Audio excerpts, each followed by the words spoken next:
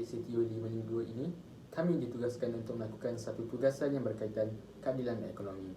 Setelah ditelusuri beberapa kertas kajian, kami akhirnya membawa satu tajuk iaitu ketidakadilan ekonomi di dalam pandemik COVID-19. Ekonomi dapat ditakdirkan sebagai suatu pengeluaran, agihan dan perdagangan atau penggunaan barang dan perkhidmatan oleh seseorang.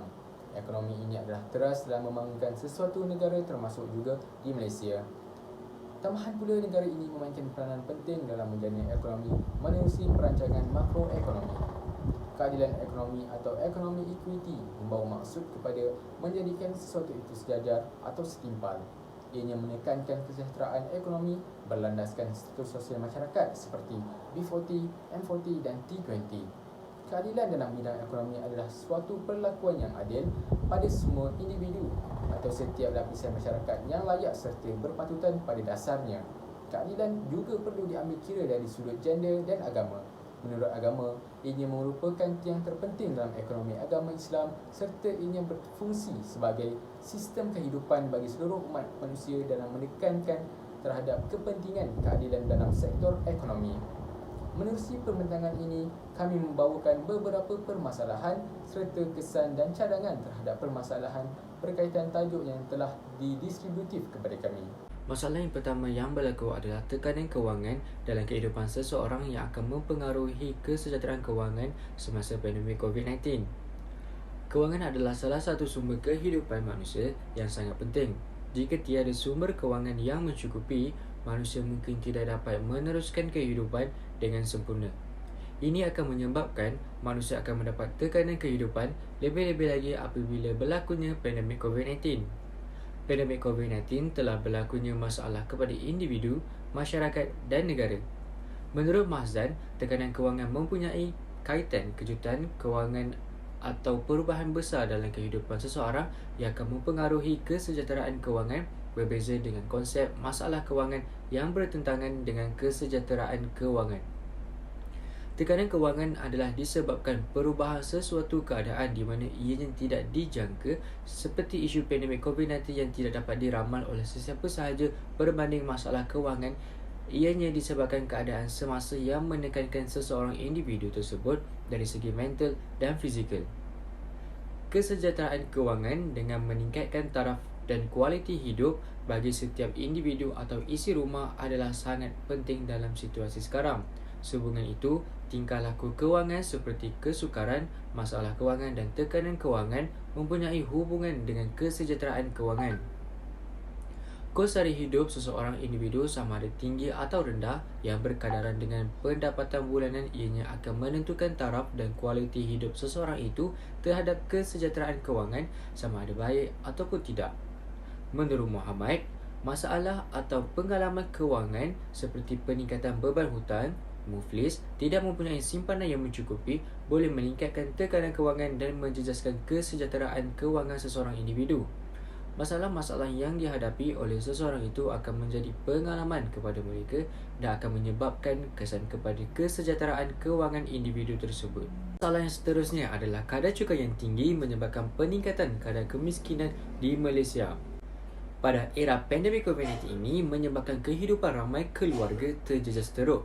Kesusahan dialami golongan miskin di Malaysia lebih banyak menimbulkan persoalan berbanding jawapan. Cukai pertamanya adalah untuk meningkatkan pendapatan dan ia harus berlandaskan kepada kemampuan pembayar cukai, yang bermaksud golongan kaya sepatutnya perlu membayar lebih. Pungutan cukai adalah punca masalah. Sistem cukai yang progresif di Malaysia direka untuk golongan kaya membayar cukai lebih tinggi daripada yang miskin. Namun itu bukan realiti yang berlaku. Sebaliknya, kelemahan sistem dan mekanisme digunakan pakai menyebabkan golongan berpendapatan tinggi dan organisasi membayar cukai lebih rendah daripada sepatutnya. Berjoyai, seorang profesor di Universiti Tun Abdul Razak menjelaskan ada beberapa organisasi berpendapatan tinggi yang memonopoli mampu mengalihkan bebanan cukai tersebut kepada pengguna, yang kebanyakannya terdiri daripada golongan berpendapatan rendah. Banyak negara berlumba untuk kekayaan. Disebabkan itu, kerajaan enggan mengenakan kadar cukai terlalu tinggi kepada golongan kaya kerana akan menjadi penyebab peningkatan aliran modal negara melepasi sempadan. Negara berpendapatan sederhana seperti Malaysia, kemiskinan disebabkan oleh masalah pendapatan tidak sama rata dan jurang kekayaan. Selain itu, golongan miskin bandar menerima kadar upah yang rendah, peluang menjana pendapatan yang terhad dan memiliki kelemahan pendidikan. Tambahnya, tahap latihan kemahiran rendah bermaksud golongan miskin hanya mampu bekerja mengikut kebolehan terhad itu. Akhirnya terpaksa bersaing dengan pekerja asing yang upahnya lebih murah. Jurang ekonomi bermaksud ketidakstabilan ekonomi di antara status sosial masyarakat dan ianya memperlihatkan perbezaan yang ketara antara pendapatan tertinggi dengan pendapatan terendah bagi sesuatu status ekonomi masyarakat tersebut. Jurang ekonomi dapat dibahagikan dalam beberapa aspek, antaranya jurang ekonomi antara kaum, status sosial dan lain-lain. Kali ini, kami hanya memfokuskan kepada jurang ekonomi yang berlaku di antara kaum. Perkembangan ekonomi pada masa kini amat membantu negara dalam pertumbuhan ekonomi, namun ia tidak mencerminkan keterlibatan semua kaum dalam beberapa sektor utama. Masalah dan punca utama daripada terjadinya perkara sebegini adalah kerana peninggalan ekonomi penjajah yang menyukarkan usaha kerajaan dalam merangka dan menyusun semula perancangan untuk memberi peluang keterlibatan semua etnik dalam sektor-sektor ekonomi di Malaysia. Perkara ini menyebabkan hasil pembangunan ekonomi ini terus didominasi oleh satu kaum sahaja. Sebagai yang telah diketahui, Malaysia juga tidak asing lagi dengan jurang ekonomi terutamanya dari segi perkauman. Intihannya, jurang ekonomi adalah merupakan salah satu permasalahan yang merupakan masalah yang besar kerana ianya melibatkan ekonomi. Sebagai yang diketahui, jika ekonomi sesuatu negara itu pesat, maka pertumbuhan dan pembangunan sesuatu negara itu juga berkembang dengan pesat. Inflasi ditakdirkan sebagai suatu kenaikan harga yang berlaku bagi barangan dan perkhidmatan dalam satu tempoh masa tertentu. Kadar inflasi lazimnya diukur melalui pengiraan indeks harga pengguna IHP bagi perubahan harga item-item di dalam bakul tetap barangan dan perkhidmatan dalam satu tempoh masa. Sebagai contohnya, keadaan semasa dan selepas COVID-19 mempengaruhi kerana terdapat permintaan yang tinggi dan melebihi suatu pengeluaran barang tersebut yang menyebabkan peningkatan harga barang. Perkara ini dikenali sebagai demand melebihi supply. Peningkatan inflasi ini juga mempengaruhi aspek-aspek lain, antaranya logistik serta pengangkutan di samping bekalan mentah dan komponen asas. Peningkatan dari aspek ini berlaku kerana kadar permintaan yang melonjak naik bagi memenuhi kehendak permintaan tersebut. Tambahan pula, kadar inflasi ini semakin memuncak naik kerana pembukaan semula sektor ekonomi selepas beberapa tahun yang ditutup kerana negara dalam mengharungi COVID-19. Seperti yang diketahui umum, COVID-19 yang melanda sejak beberapa tahun yang lalu telah membawa kepada kemelesetan ekonomi kerana halangan dalam berurus niaga. Kesimpulannya, peningkatan kadar inflasi yang berlaku pada masa kini adalah perkara yang sudah boleh dijangka oleh pihak kerajaan serta ianya perlu adanya langkah-langkah dalam pengelolaan kadar inflasi ini dari semasa ke semasa. Pihak berwajib seperti yang telah dinyatakan perlu cakna dengan perkara ini. Seterusnya, saya akan menerangkan tentang dua kesan ketidakadilan ekonomi, manakala dua kesan lagi akan diterangkan oleh pembentang seterusnya. Kesan pertama yang saya akan terangkan adalah kemelesetan ekonomi. Kesan kemelesetan ekonomi ini telah menjadi tumpuan utama dan bimbangan kepada negara.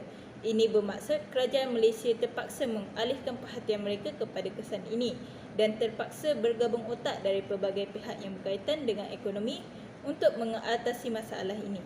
Mereka memfokuskan kepada kesan ini kerana ia telah menjadi suatu isu yang sangat mencabar kepada pembangunan masyarakat, di mana ia boleh membawa kepada perpecahan masyarakat yang sejahtera sekiranya kerajaan tidak mengatasinya dengan pantas.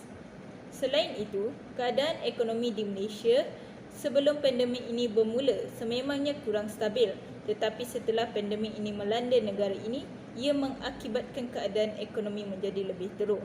Disebabkan keadaan ekonomi yang tidak sama semasa pandemik ini, ia telah menyebabkan sesetengah rakyat Malaysia kurang mendapat sumber dan kemudahan yang diperlukan untuk mereka kekal hidup. Kesan yang kedua adalah peningkatan kadar pengangguran. Apabila pandemik COVID-19 ini melanda, ia amat mengejutkan semua kerajaan apabila kadar pengangguran meningkat. Sebagai contoh, saya mengambil negeri Selangor. Daripada apa yang saya dapati melalui Portal Dewan Selangor, ia menyatakan bahawa sebelum pandemik, kadar pengangguran di Selangor menurun.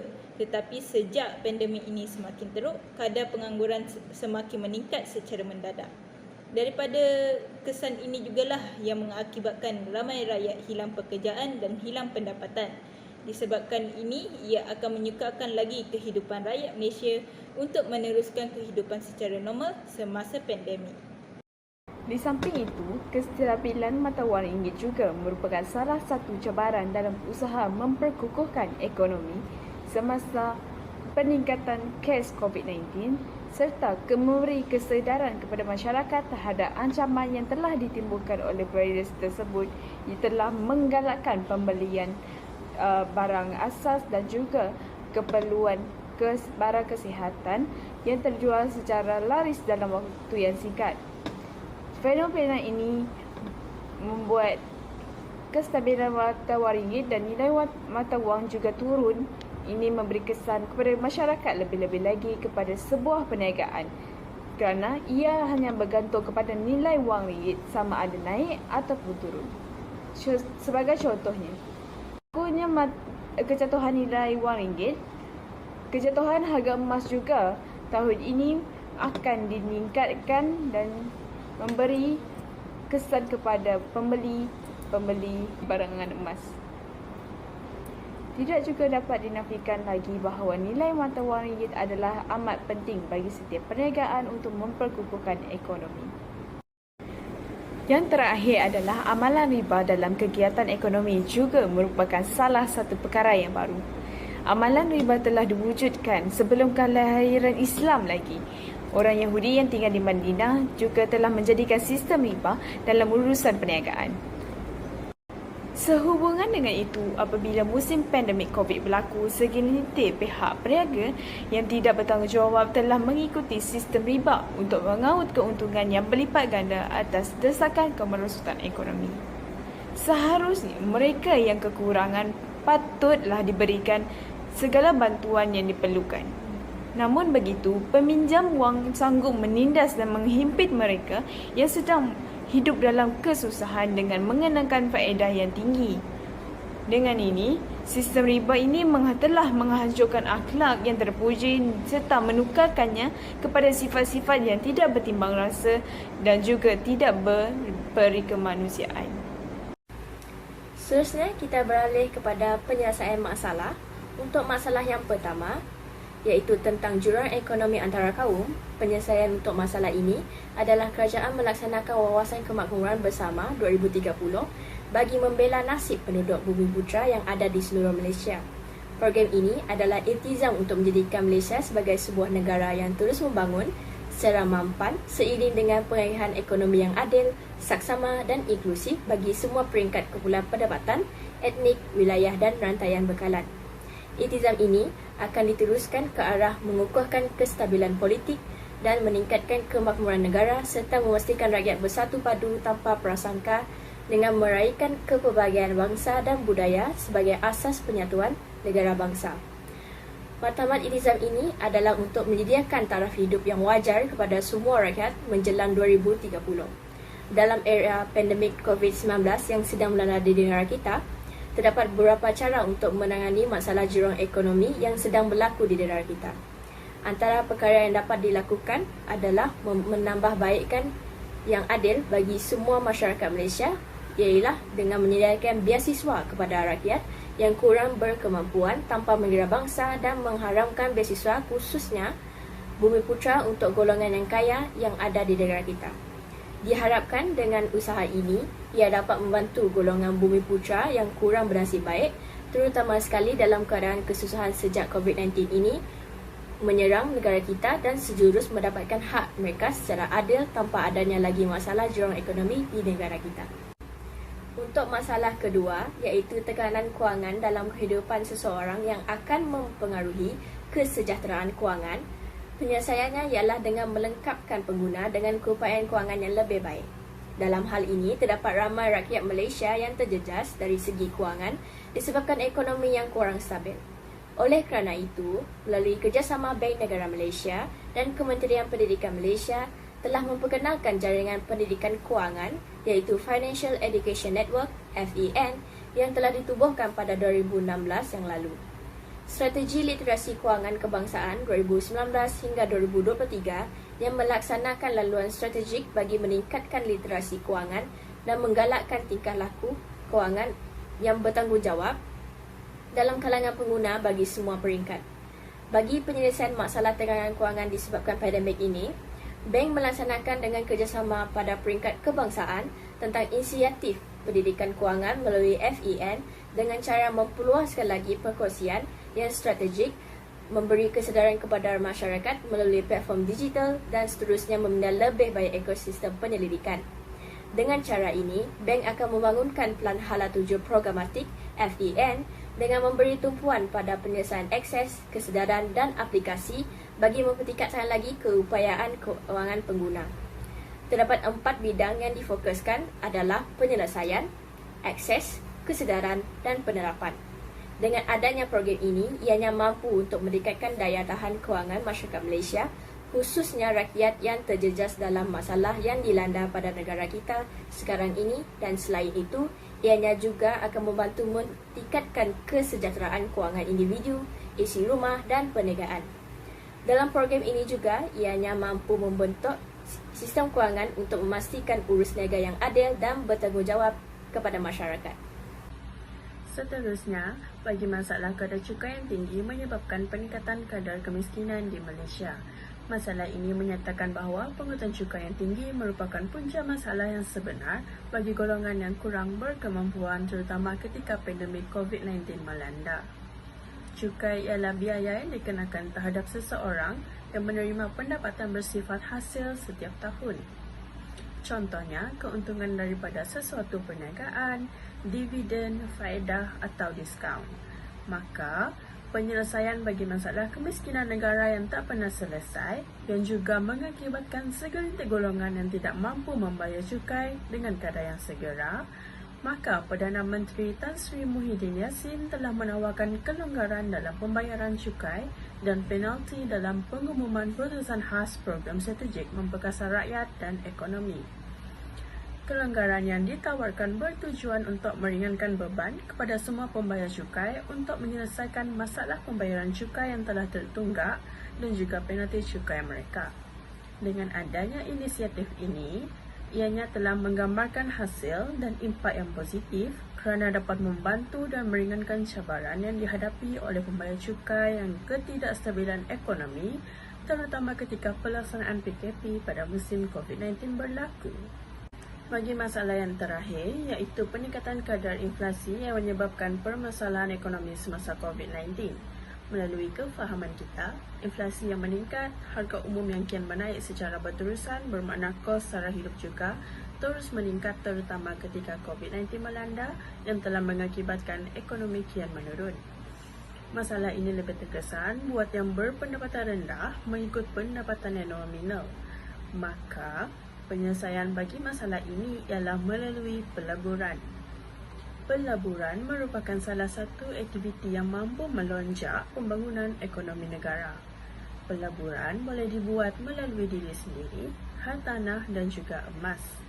Pelaburan sangat berkesan dalam meningkatkan dan mengekalkan kuasa beli dari masa ke semasa. Contoh pelaburan diri sendiri ialah peguam atau pakar berdata mahir dapat manfaat daripada pendidikan yang telah dibayar dalam kadar ringgit yang lama, namun boleh mengenakan pembayaran pada kadar ringgit semasa untuk perkhidmatan tanpa perlu mereka kembali ke universiti, terutama setiap kali harga baru dikenakan kepada pelanggan. Dari segi hartanah pula, pelaburan melalui hartanah boleh dibeli dan dimiliki untuk jangka masa yang lama dan boleh dijadikan aset untuk melindungi nilai terhadap inflasi kerana rumah merupakan keperluan asas yang paling utama. Manakala, pelaburan melalui emas juga dapat mengatasi masalah inflasi kerana sehingga hari ini, emas masih dilihat sebagai pelindung nilai untuk jangka masa yang panjang kerana emas merupakan aset yang paling selamat dan sentiasa menunjukkan prestasi yang tinggi dan baik semasa aset saham kian menurun ketika inflasi sedang meningkat. Ini menunjukkan bahawa pelaburan amat penting sebagai pengurangan inflasi dengan masalah kenaikan harga barang keperluan asas yang telah menimbulkan keresahan dalam kalangan masyarakat. Maka, pelaburan sewajarnya diterapkan dalam kalangan masyarakat, terutama kepada generasi muda untuk memberi keuntungan pada masa hadapan. Kesimpulannya, dalam perspektif Islam, keadilan amat perlu dititikberatkan, tidak kira dari segi ekonomi, politik maupun dari sektor sosial. Hal ini menunjukkan bahawa keadilan ekonomi sangat memainkan peranan yang penting, terutama ketika penurunan ekonomi yang kian mendadak sejak COVID-19 berlaku. Namun terdapat juga ketidakadilan ekonomi yang telah menyebabkan banyak permasalahan telah berlaku. Maka terdapat banyak impak dan kesan negatif kepada golongan yang terjejas.